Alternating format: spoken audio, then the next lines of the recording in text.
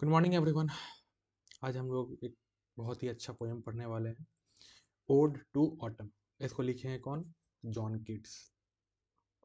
तो poem start करने से पहले कुछ हम लोग पोएट के बारे में जान लेते हैं। तो जॉन कीट्स, इनका जन्म हुआ था 1795 को। इनका जन्म हुआ था 1795 और 1821 में ही ये इनका डेथ हो गया। बहुत कम एज में ही, 25-26 साल के ही एज में वो इस दुनिया को छोड़ के चले गए थे, एक बीमारी के कारण, ट्यूबरक्लोसिस। और 25-26 साल भी इनके जीवन का उतना सुखदायक नहीं बीता। बट इन्होंने जो पोएम्स लिखी हैं वो इनके डेथ के बाद भी और आज भी, 1821 में इनका डेथ हुआ था और अभी 2025 है और अभी भी हम लोग ये पोएम पढ़ रहे हैं क्योंकि इसका रिलेवेंस आज भी है। तो John Keats one of the greatest of English romantic poets, greatest of English romantic poets. जिस एज में वो लिख रहे थे वो रोमांटिक दौर था इंग्लैंड में। बहुत सारे ग्रेट पोइट्स इनके अलावा भी, जैसे लॉर्ड बायरन हो गए, पीबी शैली, विलियम वर्ड्सवर्थ, ये सभी रोमांटिक पोइट्स में आते हैं। तो ये भी उनमें से एक महान पोएट थे, कवि थे। Was born on Moorfields, London. London में इनका जन्म हुआ था। He studied at Clarke's school at Enfield. Deeply interested in cricket and boxing, he grew into a voracious reader, especially of Greek mythology. पढ़ने में इनको बहुत रुचि था। ये पढ़ने से इनको कभी भी मन नहीं भरता था, वो पढ़ते रहते थे कुछ ना कुछ हमेशा। Specially Greek mythology, Greek mythology इनको बहुत पसंद थी और उनके ऊपर में कई सारी किताबों को इन्होंने पढ़ा है। He even started translation of Virgil's Aeneid. ये एक रोमन पोएट थे वर्जिल, उनका एक बहुत ही फेमस वर्क है ये। इसको इन्होंने पढ़ के इसके बाद इसको ट्रांसलेशन करना भी शुरू कर दिया था। His ambition to became a poet, इनका जो पोएट बनने का जो एम्बिशन था, जो उद्देश्य था, वो कब हुआ कि was fired by his first acquaintance with Spencer. Spencer कौन थे? स्पेंसर यानी एडमंड स्पेंसर, जिन्होंने फेरी क्वीन लिखा था। फेरी क्वीन पढ़ने के बाद से इनको भी पोइट बनने का मन किया और ये भी पोइट्री लिखना चाहते थे। His first poem lines in imitation of Spencer, इनका जो फर्स्ट पोएम था lines in imitation of Spencer was published इन 1814, 1814 में ये पब्लिश हुआ था। His first volume of poetry entitled poems, इनका जो फर्स्ट वॉल्यूम ऑफ पोइट्री था उसका जो टाइटल ही था वो था poems, was published in 1817। His poem Endymion was well appreciated by Wordsworth. अभी मैंने कहा था विलियम वर्ड्सवर्थ पोएट लॉरिड भी थे वो, और उन्होंने काफ़ी अप्रिशिएट किया था, काफ़ी तारीफ किया था इनका जो एक पोएम है इंडेमियन उसको। जॉन कीट्स बेसिकली जाने जाते हैं अपने ओड्स को लेके। उन्होंने 6 तरह की कुछ ओड्स लिखी हैं जो कि बहुत हाईली रेड, उसको बहुत पढ़ा जाता है, बहुत highly appreciated all over the world. तो it was published in 1818। His odes, इनका जो फेमस ओड्स है, on indolence, ode on a Grecian urn, ode to Psyche, ode to nightingale, ode on melancholy, और अभी जो हम लोग पढ़ने वाले हैं, ode to autumn, made him a great romantic poet of English literature. अंग्रेजी साहित्य का इनको एक ग्रेट रोमांटिक पोएट बना दिया। ये सारा जो ओड है, ओड क्या होता है कि इसमें पोएट अपना पॉइंट ऑफ व्यू और किसी एक स्पेशल चीज़ को, इवेंट को या किसी भी चीज़ को, उसका तारीफ, उसका गुणगान करते हैं, उसके ऊपर में ही वो आधारित रहता है। जैसे कि हम लोग जो पोएम पढ़ने वाले हैं, ओड टू ऑटम। तो ऑटम जो एक महीना है उसको आप बखान करते हुए, उसका तारीफ करते हुए उन्होंने ये पोएम लिखी है। तो इस ओड्स के अलावा भी उनका काफ़ी सारा अच्छा वेल रेड पोएम है ना, जैसे कि लामिया, फिर से हाइपेरियन। ये सभी पोएम्स ऐसी थी जिन्होंने इनको वर्ल्ड क्लास पोएट के तौर पे इस्टेब्लिश किया, एक ग्रेट इंग्लिश रोमांटिक पोएट के तौर पे। ये आज भी इस्टेब्लिश्ड हैं, इनको आज भी पढ़ा जाता है। ही डाइड ऑफ ट्यूबरक्लोसिस इन 1821। 1821 में ये ट्यूबरक्लोसिस से इनका डेथ हो गया था, एट द एज ऑफ 26, 26 साल के ही थे। But within this short spam of life he was able to achieve greatness, लेकिन 26 साल में ही इन्होंने महानता को अचीव कर लिया था। His poems and letters have depth beneath their beauty and reflect his awareness of the pain and suffering of life. इन्होंने भी अपने लाइफ में बहुत पेन तकलीफ़ें झेली हुई हैं और he was also a worshipper of beauty. तो ये सारी चीज़ें थीम्स इनके पोइट्री में देखा जाता है। To him a thing of beauty is a joy forever. To him a thing of beauty is a joy forever. ये इन्हीं के पोएम को का कोटेशन है। Beauty is truth, truth beauty, that is all we know and all we need to know. ये इन्हीं के odd to Grecian earn का एक लाइन है जिसको यहाँ कोट किया गया है। In the poem ode to autumn, अभी जो हम लोग ये पोएम पढ़ने वाले हैं, ode to autumn, Keats describe the beauty and characteristic spirit of autumn. इसमें इन्होंने ऑटम के सुंदरता को, उसके कैरेक्टरिस्टिक्स को अच्छे से डिस्क्राइब किया है।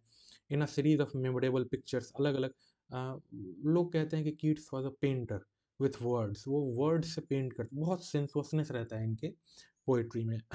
Exhibits the principle of beauty in the nature, और नेचर में जो सुंदरता होता है उसको इन्होंने बहुत अच्छे से इस पोएम में दिखाया है। तो शुरू करते हैं पोएम को। पोएम का नाम है ओड टू ऑटम। ऑटम आप सभी जानते हैं, ऑटम का जो महीना होता है ना। तो लाइन बाय लाइन इसको हम पढ़ना शुरू करते हैं। 3 स्टेंजा में ये पोएम है, ठीक है। सीजन ऑफ मिस्ट्स एंड मेलो fruitfulness, close bosom friend of the maturing sun, conspiring with him how to load and bless with fruit the vines that round thraches run, to bend with apples the most cottage tree, and fill all fruit with ripens to the core। क्या कह रहे हैं poet यहाँ पे कि season of mist and मेलो fruitfulness, ये जो सीजन है ऑटम का, it is a season of mist, mist धुंध कोहरा, मेलो फ्रूट, वो मीठे फलों का, फलों से लदे हुए पेड़, उस सब का चित्रण आगे किया है इन्होंने। Close bosom friend of the maturing sun, जो सन है उसका क्लोज बॉजम फ्रेंड मतलब काफी करीबी दोस्त बताया है ऑटम सीजन को इन्होंने। कॉन्स्पायरिंग विथ हिम, ये जो सीजन है ऑटम का, वो सूरज के साथ मिलकर एक कॉन्स्पिरेसी कर रहा है, एक साजिश कर रहा है, एक व्यू कर रहा है। क्या? How to load and bless, कैसे ब्लेस करे, कैसे लोड करे, किससे लोड करना है, किससे भरना है। विथ फ्रूट्स, फलों से भर देना है। The vines that round the thatch eaves run, छज्जा जो होता है घर के बाहर, जो होता है उस सब के ऊपर जो वाइन्स है, बेल्स है, उस सब को, उस सब के ऊपर फलों से वो कैसे भर जाए, लद जाए। And fill all fruits, and fill to bend with apples the most cottage trees, मतलब पेड़ों में जो है, जो सेब इतना ज़्यादा लदा हो कि वो उससे डालियाँ, उसके पूरा पेड़ झुक जाए, बेंड हो जाए। To fill all fruit with ripeness to the core, और सभी फलों को राइपनेस टू द कोर, अब अंदर तक वो पका दे, जिससे ये जो मेलो, वो जो टेस्ट है वो आए, स्वीट लगे वो फल, उसका स्वाद और अच्छा हो। टू स्वेल द गॉड, ये जो है GOURD, तो कद्दू जो होता है, कद्दू उसी प्रकार के और भी जो सब्जियां होती हैं उसको गॉड बोला जाता है। And plum the hazel shells, hazel shells यहाँ पे हेजल नट जो होता है, अखरोट, अखरोट नहीं, अखरोट जैसा ही वो भी होता है, थोड़ा उससे छोटा होता है, हेजल नट बोलते हैं। With a sweet kernel, kernel को हिंदी में ऐसे गिरी कहा जाता है, वो उसके नट के अंदर में वो एकदम स्वीट मधुर अच्छा टेस्ट जिससे आए। तो ये करने के लिए जो है ऑटम सीजन जो है कॉन्स्पिरेसी कर रहा है, मतलब तैयारी कर रहा है किसके साथ, फ्रॉम द, उसका जो क्लोज बॉजम फ्रेंड है ना, उसका करीबी दोस्त जो है सन, उसके साथ वो चाह रहा है कि सभी फल, सभी पेड़ जो है फलों से लदे रहें, जो नट्स हैं वो, उनके अंदर में जो फल हो, जो बीज होते हैं वो और ज़्यादा स्वीट हो। To set budding more, to set budding more, budding जानते हैं, बर्ड जो होता है कली। And still more little flowers for the bees, कह रहे हैं कि आज जो कली खिलेगा वो कल ही बीज यानी मधुमक्खियों के लिए वो फ्लावर बनेगा, खिल जब वो खिलेगा तो। until they think warm days will never cease, for summer has overbrimmed their clammy cells, वो जो फिर कली खिलेगा, काफ़ी सारा कलियां जो वो उगेगा, फिर वो खिलेगा, वो फूल बनेगा, तो उसी से मधुमक्खियाँ क्या करेंगी, शहद बनाएँगी। तो शहद वो अपने जो मधुमक्खी का छत्ता होता है उसमें रहता है, तो वो कह रहा है ओवरब्रेम्ड, मतलब कि कुछ कोई भी चीज़ जैसे कि छलक जाता है, इतना ज़्यादा भर दिया जाता है कि उसमें से वो गिरने लगता है। तो until they think warm days will never cease, मतलब कि ऐसा लगे कि ये जो गर्म दिन है, क्योंकि ये जो कंट्रीज़ है, स्पेशली कुछ यूरोपियन कंट्रीज़ वगैरह ऐसी हैं, जहाँ ठंड ज़्यादातर जो मौसम है वो ठंड का ही रहता है। तो वो लोग चाहते हैं, और ठंड में बहुत सारी फसल नष्ट हो जाती हैं ये वो, तो इतना ज़्यादा भर दिया जाए हाँ, मधुमक्खी के छत्तों को मधु से, कि उनको लगे कि ये जो वार्म डेज़ है, ये गर्मी का जो दिन है, ये ऑटम का जो महीना है वो खत्म ही ना हो। ये फर्स्ट स्टेंजा था, ठीक है? हम लोग आते हैं अब सेकंड स्टेंजा पे। सेकंड स्टेंजा में ऑटम का जो चित्रण है, पोएट ने एक लेडी के रूप में किया है, ठीक है? देखते हैं किस प्रकार से। कह रहा है कि who hath not seen the often amid Dai store, किसने तुम्हें नहीं देखा है ना स्टोर के बीच में। Sometimes whoever seeks abroad may find thee sitting careless on a granary floor, कभी कभी वो लोग जो तुम्हें बहुत दूर ढूंढ रहे होते हैं, वो तुमको कहाँ पे फाइंड करते हैं, कहाँ पे तुम उनको मिलती हो, सिटिंग केयरलेस, बिना किसी परवाह के, ऑन अ ग्रेनरी फ्लोर, जमीन पे बैठे हुए। Thy hair soft by the winnowing wind. Winnowing आप सभी जानते हैं, एक प्रोसेस होता है जिससे अनाजों में जो कुछ इम्प्योरिटीज होते हैं उसको अलग किया जाता है, उसको इस तरीके से गिराया जाता है, तो विंड के सहारे क्या होता है, अनाज नीचे गिर जाता है, लेकिन उसमें जो कुछ वो फली वगैरह सब होता है ना, भूसा वगैरह कुछ उसमें रहता है, वो सब हवा से फिर अलग हो जाता है, उसको विनोइंग बोलते हैं। तो यहाँ पे विनोइंग विंड, दाई हेयर, जो तुम्हारा जो ये हेयर है, वो सॉफ्ट लिफ्टेड, धीरे धीरे धीरे धीरे वो लहराएगा, किसमें, विनोइंग विंड में। विनोइंग विंड यहाँ पे कह सकते हैं कि फलों वगैरह को जब झाड़ते हैं उस सबसे जो एयर आता है, तो यहाँ पे उसका चित्रण किया जा रहा है कि किस तरीके से तुम वहाँ पे ग्रेनरी फ्लोर पे अनाजों के बीच में बैठी हुई हो, तुम्हारा बाल जो है धीरे धीरे उड़ रहा है इस सबसे। और या फिर on a half ribbed furrow sound असलीप। Furrow क्या होता है, जब खेत की खुदाई की जाती है तो बीच में जो ऐसे लाइन बना रहता है, तो हाफ रिब्ड, अभी आधा ही किया है, और वहां पे यू साउंड असलीप, तो वहां पे एकदम गहरी नींद में सो चुके हो। Drowsed with the fume of poppies. ये पॉपीज क्या होता है, एक प्रकार का फ्लावर होता है, कुछ इसका जो स्मेल वगैरह है, या फिर इसको कुछ नशे के लिए भी यूज़ किया जाता है। तो उससे क्या है कि उस नशे में तुम जो है ड्राउज्ड हो चुके हो, एकदम धुत हो, और तुम क्या किए हो, जाके उस फरो में सो चुके हो आराम से। वाइल दाई हुक, हुक जानते हैं जिससे फसलों का कटाई किया जाता है। While thy hook spares the next swath and all its twined flowers. और तुम्हारा जो काम है वो तुम अब सो चुके हो, और इससे क्या हुआ कि तुम्हारा जो हुक है वो छोड़ दिया किसको, वो जो श्वेत है और ऑल वो जो फ्लावर्स है, और आगे जो घास काटनी बाकी है, जो फसल काटनी बाकी है उसको। क्यों, क्योंकि तुम तो ऑलरेडी सो चुके हो एकदम। एंड समटाइम्स, कभी कभी, लाइक अ ग्लीनर, ग्लीनर क्या होता है कि जब हार्वेस्ट हो जाता है, फसलों की कटाई हो जाती है, बहुत सारे जो अनाज वहाँ गिरे रहते हैं, उसको फिर उठा के सेपरेट करके फिर उसको फिर रखा जाता है, उसको जो वो काम जो करता है उसको ग्लीनर बोलते हैं। तो कभी कभी as a gleaner, sometimes like a gleaner, thou dost keep steady thy laden head across a brook, or by a cider press with patient look thou watches the last oozing hours by hours। ये cider press क्या होता है, ये एक प्रकार का machine होता है, ठीक है? उससे क्या होता है कि रस निकाला जाता है, सेब वगैरह ये सब का जो है ना रस निकाला जाता है। तो वो कह रहा है कि तुम, या तो तुम कहाँ पे ग्रेनरी फ्लोर पे बैठी हुई हो, या फिर तुम जो है सो आराम से, ऐसा लगता है जैसे कि पॉपीज़ वगैरह इसका फ्यूम के कारण, उसके गंध सुगंध, उसके सेवन से तुम जो है सो वो फरों में सो चुकी हो, या फिर तुम ग्लीनर जैसे काम कर रही हो, नहीं तो तुम बैठी हुई हो विथ पेशेंट लोग, एकदम धैर्यवान तरीके से बैठ के तुम देख रही हो क्या, last oozing hours bye hours, वो जो ऊजिंग मतलब वो जो बूंद बूंद टपक रहा है उससे पिस के, उस साइडर मशीन में से, उसको तुम एकदम घंटों बैठ के देख रही हो। तो किसने भी ऑटम को नहीं देखा है? इन सभी जगहों पे हम लोग ऑटम्स को देख सकते हैं और महसूस कर सकते हैं। ये सेकंड स्टेंजा था। थर्ड स्टेंजा पे अब हम आते हैं। यहाँ पे कुछ कंपैरिजन किया गया है ऑटम का स्प्रिंग से भी। स्प्रिंग सीज़न सभी को पसंद होता है, हर एक को, क्योंकि स्प्रिंग सीज़न जो है वो अ, उसमें ना ज़्यादा गर्मी होती है, ना ज़्यादा ठंडा होता है, सभी लोग एंजॉय करते हैं, है ना? इवन कीट्स, नहीं कीट्स नहीं, वो पीबी शैली थे, जिन्होंने लिखा था if winter comes can spring be far behind, उनके पोयम का एक लाइन था।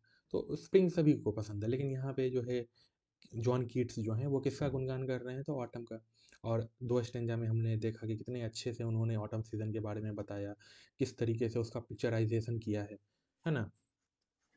अब यहाँ पे कुछ कंपैरिज़न छोटा-सा वो किए हैं किसके साथ? स्प्रिंग से, कि where are the songs of spring? ये कहाँ है वो स्प्रिंग का, जो स्प्रिंग में काफ़ी सारा चिड़िया हैं, चहचहा रहे हैं, वो जो सॉन्ग्स है वो कहाँ है? "ऐ वेयर आर दे?" कहाँ है वो?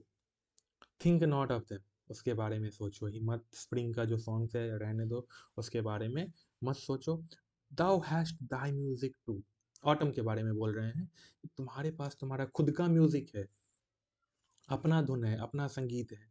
कैसे? देखिए कितना ब्यूटीफुली, हाँ, अच्छे से सेंसलेस तरीके से जॉन कीट्स यहाँ पे बताएंगे वो म्यूजिक, वो धुन जो ऑटम का है, वो जो ऑटम में सुनाई देता है।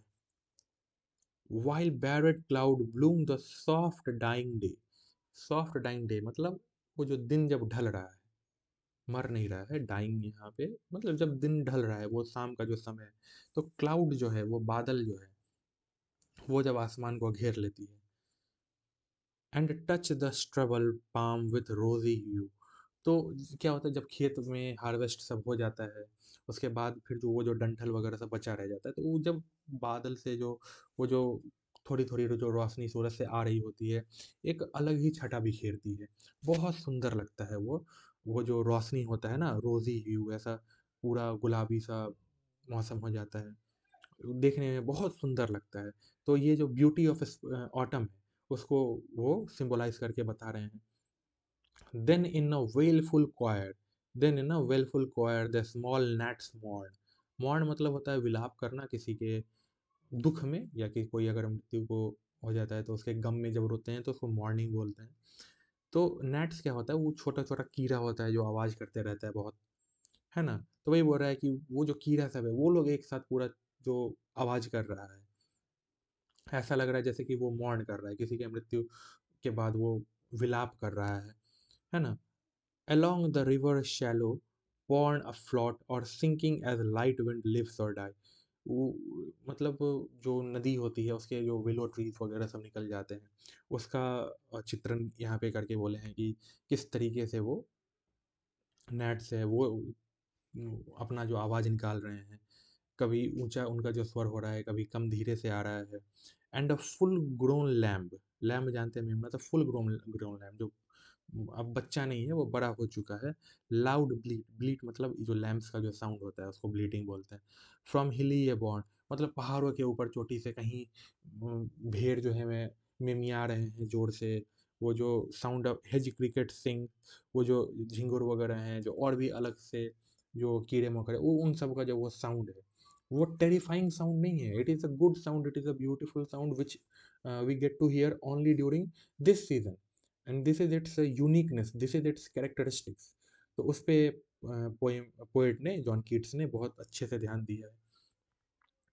And now with treble soft, and now with treble soft the red breast whistles from a garden croft and gathering swallows twitter in the skies। तो ये जो रेड ब्रेस्ट यहाँ पे जो दिया हुआ है, मतलब एक चिड़िया होती है जो जिसका यहाँ से ऐसे पूरा वो रेड होता है, लाल होता है, वो जो चिड़िया होती है, वो जब वो क्या कर उसका जो आवाज़ होता है वो विसल जैसा होता है, वो जो जैसे सीटी बजाते हैं हम लोग धीरे धीरे मधुरता से, तो उसका जो आवाज़ होता है कुछ उस प्रकार से होता है। ऐसा लग रहा है कि वो गार्डन में कहीं है, वो अपना गीत गुनगुना रही हैं। एंड गैदरिंग स्वैलोज, स्वैलोज भी एक प्रकार का बर्ड होता है, कि वो लोग जब आसमान में पूरा जब ग्रुप के साथ आते हैं, उनका जो आवाज़ है, ये सारा चीज़ जो है, this is the music of autumn, this is the characteristics of autumn, this is the scenery of autumn, this is how beautiful autumn is. ये 3 स्टेंजा में जॉन कीट्स ने इसको बहुत अच्छे ढंग से हम लोगों को बताया है। उम्मीद करते हैं आप लोगों को भी ये पोएम बहुत अच्छा लगा होगा, ध्यान से पढ़ा होगा। ठीक है? एक बार फिर से हम लोग इस पोएम को एक बार रीड करते हैं। ठीक है?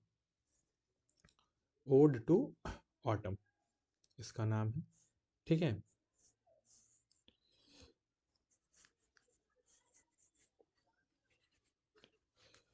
Season of mist and mellow fruitfulness, close bosom friend of the maturing sun, conspiring with him how to load and bless with fruit and wines that round the Trachebs run, to bend with apples the moist cottage trees, and fill all fruit with ripeness to the core, to swell the gourd and plump the hazel shells with a sweet kernel, to set budding more and still more later flowers for the bees, until they think warm days will never cease.